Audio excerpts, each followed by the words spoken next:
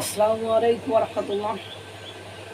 ভারত যে একটা বিরাট গণতান্ত্রিক রাষ্ট্র, তার একটা বাস্তব প্রমাণ, এবং পাকিস্তান যে একটা দমন পীড়ন, নির্যাতন, স্বৈরতন্ত্রের এবং আপনার গণতন্ত্র বিরোধী, গলা টিপে গণতন্ত্রকে গলা টিপে হত্যা করার একটি রাষ্ট্র এবং সন্ত্রাস তৈরির কারখানা, তার কিছু বাস্তব জ্বলন্ত প্রমাণ আপনাদের সামনে আজকে উপস্থাপন করবে ইনশাআল্লাহ। দেখেন, আপনার থালাপতি বিজয় মানে পাকিস্তানের সিনেমার নায়ক, খুব জনপ্রিয় নায়ক। এখন আর সিনেমা দেখা হয় না, কিন্তু এক সময় যখন দেখতাম তখন থালাপতি বিজয়ের সিনেমা খুব ক্রিয়েটিভ, সৃষ্টিশীল এবং খুব আকর্ষণীয়, খুব ইনফরমেটিভ এবং খুব অ্যাকশানধর্মী। মানে তখন ছোটো ছিলাম, অ্যাকশানধর্মী সিনেমা দেখতে ভালো লাগতো, এই জন্য দেখা হইতো। বা এখন থালাপতি বিজয়ের নায়ক হিসাবে আমার ভালো লাগে।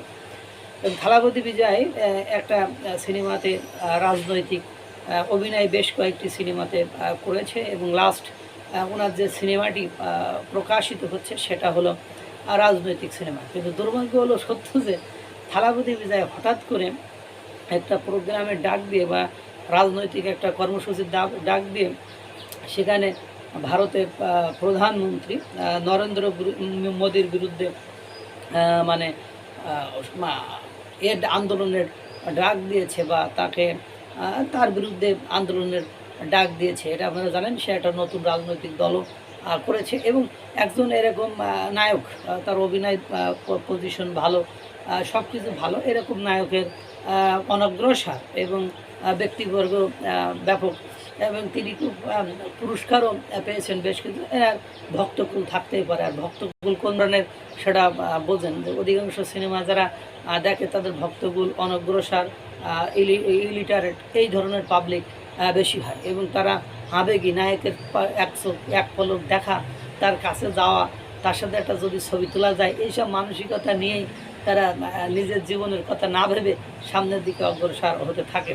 এবং ওখানে সে একটা ব্যাপক ঘোষণা দিয়েছিল নরেন্দ্র মোদীর বিরুদ্ধে।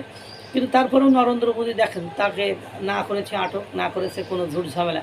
কিন্তু দুর্ভাগ্য হলো সত্য যে এই গত 2 দিন আগে তিনি আবার একটি মানে কর্মসূচি বা সবার ডাক দিয়েছেন। সেখানে হিউজ লোক হয়েছে, এবং শোনা যাচ্ছে সেই লোকের আধিক্য দেখানোর জন্য একটু ঠেলাঠেলি বা ভিড়ের ব্যবস্থা করে সেখানে 39 জন মানুষ পায়ে অসুস্থ হয়ে, পায়ে পদদলিত হয়ে মারা গিয়েছে।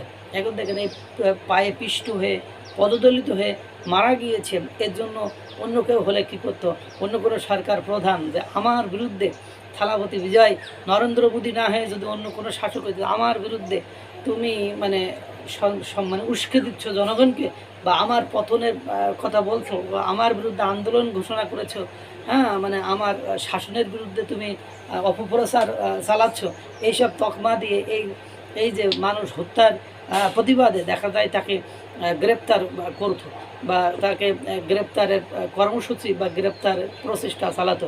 কিন্তু একটা বিশাল গণতান্ত্রিক দেশ ভারত, যে একটা গণতান্ত্রিক দেশ এবং বড় মাপের গণতান্ত্রিক দেশ, এবং মানে নরেন্দ্র মোদী যে একজন উদার প্রকৃতির লোক, উদার গণতান্ত্রিক লোক, সেটা তার আচরণ দেখলে বোঝা যায়। থালাপতি বিজয়ের মানে এই অনুষ্ঠানে বা এই সভা আন্দোলনে, আপনার মিটিংয়ে সবাই, সেখানে এতগুলো লোক মারা গেছে, আরও একাধিক লোক, আপনার বহু লোক আহত আছে, মানে অসুস্থ আছে, হাসপাতালে ভর্তি আছে।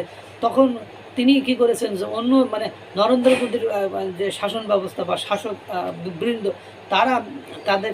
তাকে রক্ষা করার জন্য তার বাড়ি যাতে উগ্রপন্থীরা বা অন্য কেউ হামলা না করে, আক্রমণ না চালায়, সেজন্য কি করেছে, তার বাড়িতে সিকিউরিটির ব্যবস্থা করেছে, যে কড়া নিরাপত্তার ব্যবস্থা করেছে, যে নিরাপত্তা দিতে হবে, যে কোনোভাবে যেন সেখানে কোনো হামলা চালিয়ে গণতান্ত্রিক মানসিকতাকে কী না করতে পারে। একজন ব্যক্তি তার সরকারের বিরুদ্ধে বলতেই পারে, কিন্তু তার বিরুদ্ধে যে মামলা দিয়ে তাকে আটক করতে হবে, গ্রেপ্তার করতে হবে, কারাগারে পাঠাতে হবে, এই ভুলটা নরেন্দ্র মোদী গণতান্ত্রিক চর্চা করার কারণে করেন নাই। অপরপক্ষে দেখেন পাকিস্তান কি করেছে। পাকিস্তানের জনপ্রিয় নেতা ইমরান খান, আপনি জানেন দীর্ঘদিন ধরে জেলে আছেন, কারাগারে আছেন। সেই ইমরান খানের কে আপনার ইমরান খানের মুক্তির জন্য মাঝে তার স্ত্রীর ডাকে আন্দোলন হয়েছিল। সেই আন্দোলনে আপনার কি পরিমাণ দমন নিপীড়ন নির্যাতন চালিয়েছিল সেটা আপনারা মিডিয়াতে দেখেছিলেন।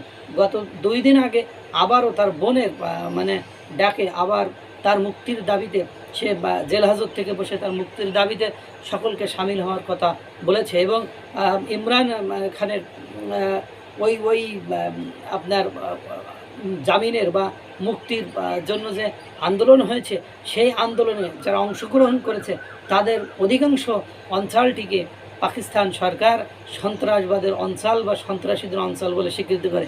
আমি দেখলাম সেখানে বেলুচিস্তান, খাইবার পাখতুন যে টিটিপি অঞ্চল বা অন্য যারা যে অঞ্চলগুলোকে সন্ত্রাসী অঞ্চল বলে পাকিস্তান সরকার আইডেন্টিফাই করেছে এবং বিভিন্ন সময় আমরা দেখেছি তারা সন্ত্রাসী অভিযান চালায়। যেমন গত 2 দিন আগেও সন্ত্রাসী অভিযান চালিয়ে মানে খাইবার পাখতুনের 17 জন তেহরিকে তালেবানের সদস্যকে হত্যা করেছে, তার মধ্যে একজন বাংলাদেশি আছে। পাশাপাশি কিছুদিন আগে দেখেন না তেহরিকে তালেবান খাইবার পাখতুন অঞ্চলে আপনার সন্ত্রাসীদেরকে উদ্দেশ্য করে হামলা চালায়। সেই হামলায় 30 জন সাধারণ নিরীহ নারী শিশু মারা গিয়েছিল, সেটা আপনারা দেখেছেন। কিছুদিন আগে বেলুচিস্তানে আপনারা জানেন যে সেখানেও সন্ত্রাসীদের সাথে আপনার পাকিস্তান সরকারের সংঘর্ষ বেড়েছে এবং মার্কিন যুক্তরাষ্ট্রের সাথে পাকিস্তানের যে দহরম মহরম অর্থাৎ ঘনিষ্ঠতা অর্জিত হয়েছে, সেখানেও মার্কিন যুক্তরাষ্ট্র বলছে তোমার দেশের সন্ত্রাস এবং জঙ্গিবাদ দমনে আমরা সর্বোত্তক সহায়তা করব। দেখেন এই যে মানে এর পরেই আপনার সেনা অভিযান চালিয়েছে যে ইমরান খানের ওই যে খাইবার পাখতুনের লোকটোক যে আন্দোলন করেছে আর জানে যে খাইবার পাখতুন তারপরে বেলুচিস্তানের লোকজন আন্দোলন করলে ইমরানকে মুক্তি দিতে হবে। একজন গণতান্ত্রিক মানে আপনার ইমরান জনপ্রিয় নেতা, তাকে বছরের পর বছর বিনা বিচারে আটকে রেখেছে, এই হলো তার গণতান্ত্রিক চর্চা। অথচ দেখেন দিনের আলোতে প্রকাশ্যে এসে হাজার হাজার লক্ষ লক্ষ মানুষের সামনে মানে থালাপতি বিজয় মানে বিশ্বের সবচেয়ে বড় গণতান্ত্রিক নেতা নরেন্দ্র মোদীর বিরুদ্ধে আন্দোলন ঘোষণা করছে। তারপরেও আবার তার সেই মিছিল মিটিংয়ে এসে জনগণ মারা যাচ্ছে, এরপরে হামলা হতে পারে, বিরোধী দল করতে পারে, এটা ভেবে সরকার তার নিরাপত্তার ব্যবস্থা করেছে। এর নামই হলো গণতান্ত্রিক চর্চা। এই গণতান্ত্রিক বৃহৎ গণতান্ত্রিক ভারতকে আপনি কোনোভাবে ছোট করে দেখতে পারবেন না। আল্লাহ তাআলা সকলকে ভালো রাখুক, সুস্থ রাখুক।